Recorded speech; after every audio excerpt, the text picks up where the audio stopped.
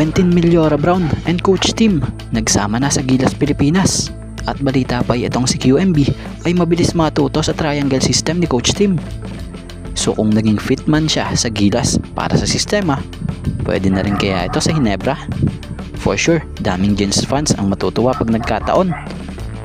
At ano nga ba itong naging reaksyon ni Jamie Malonzo at Coach Tim nang muling magkita sila sa Gilas Pilipinas? So yan ang ating mga tatalakayin. Speaking of Jamie Malonzo, matatandaang itong 6'7" forward na si Malonzo ay umalis nga sa Ginebra nito lamang para maglaro sa Kyoto Hanaris sa Liga sa Japan B-League. So di nga nagtagal sa team ng Kyoto itong si Jamie Malonzo dahil after 5 games eto't binitiwan na ito.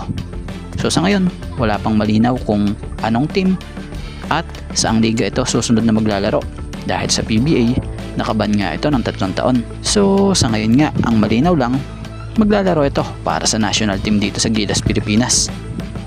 So sa muling pagbabalik bansa ni Jamie Malonzo, mainit namang sinalubong ng ilang dating teammates niya sa Ginebra ito at kasalukuyang teammates sa Gilas. Bukod sa kanila, ito't muling nagkita si Jamie at Coach Tim. Kita naman sa naging video footage ni Ginebra Boys Ball Ballers, credit po na lumapit si Jamie at umapir at nagyakapan ang dalawa. So tunay na goods naman talaga itong si Jamie and Coach Tim. Taliwas nga sa mga binabato ng mga bashers. At about naman dito kay Quentin Millora Brown. So balita rito ay patuloy na pinapamiliarize ni QMB itong sistema ni Coach Tim Cone sa Gilas Pilipinas. So si QMB nga ay isa sa pinakabagong nadagdag sa national squads. At batay nga sa nagiging ensayo nito, napapabalitang mahusay nga raw at maraming natututunan ito. At balita nga rin na mabilis ito mag-adjust sa Gilas system under Coach Tim Cone. So sa nangyayari nga ngayon sa Gilas Pilipinas ay patuloy nga po silang tutok sa ensayo para nga po mapamiliarize muli or magkaroon sila ng familiarization sa isa't isa, lalo pat may mga nadagdag sa hanay nila.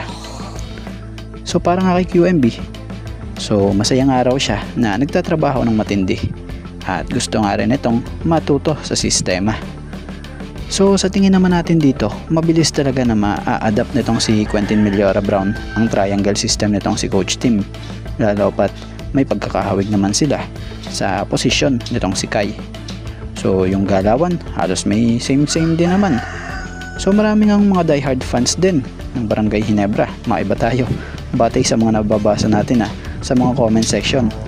Ngayong magkasama raw itong si Gilas head coach Coach Tim and Ginebra head coach at QMB.